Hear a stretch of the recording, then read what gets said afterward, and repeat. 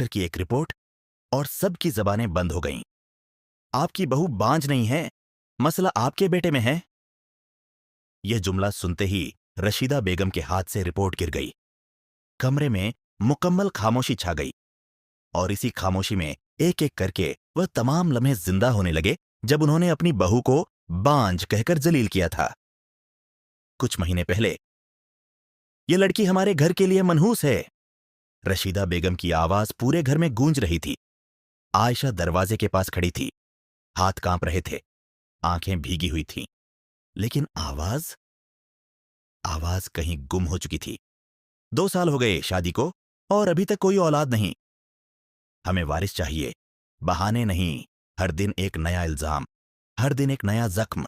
सबसे तकलीफदेह बात यह नहीं थी कि सास क्या कह रही थी, बल्कि यह थी कि फहद कुछ नहीं कह रहा था।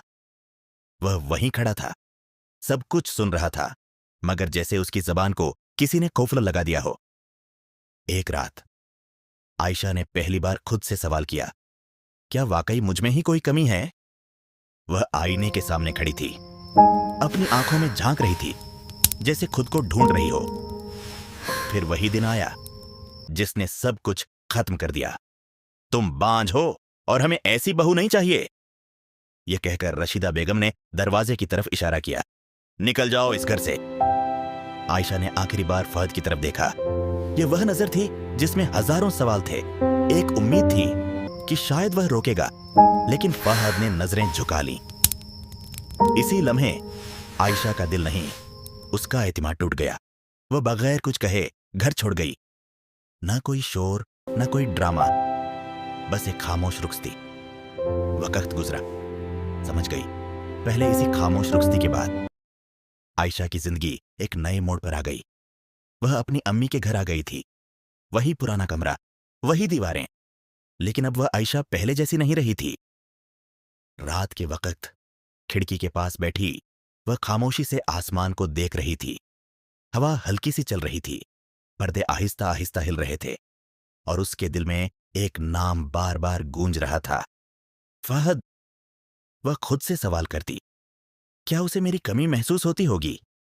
क्या उसे याद है वह लम्हे जब हम हंसते थे?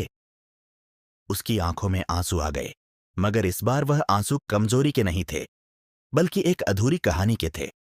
वह फहद से नाराज नहीं थी, बस एक बात उसके दिल में चुभ रही थी। जब मुझे तुम्हारी सबसे ज्यादा जरूरत थी, तुमने मेरा साथ क्यों नहीं दिया? उधर फहद भी अकेला था। घर वही था, लोग वही थे, लेकिन सुकून कहीं खो चुका था। कमरे के एक कोने में बैठा वह आयशा की तस्वीर को देख रहा था और पहली बार उसे एहसास हो रहा था कि उसने क्या खो दिया है। वह आहिस्ता से बोला, काश मैं उस दिन बोल देता। वक्त गुजर रहा था, लेकिन दोनों के दिल में एक ही कहानी चल रही थी, एक खामोशी जो सब कुछ कह गई थी। और सच ने दरवाजा खटखटाया। जब दूसरी शादी के बाद भी कोई औलाद न हुई तो पहली बार शक पैदा हुआ, कहीं मसला, कहीं और तो नहीं। टेस्ट हुए, रिपोर्ट आई, और फिर वही जुमला, मसला आपके बेटे में है।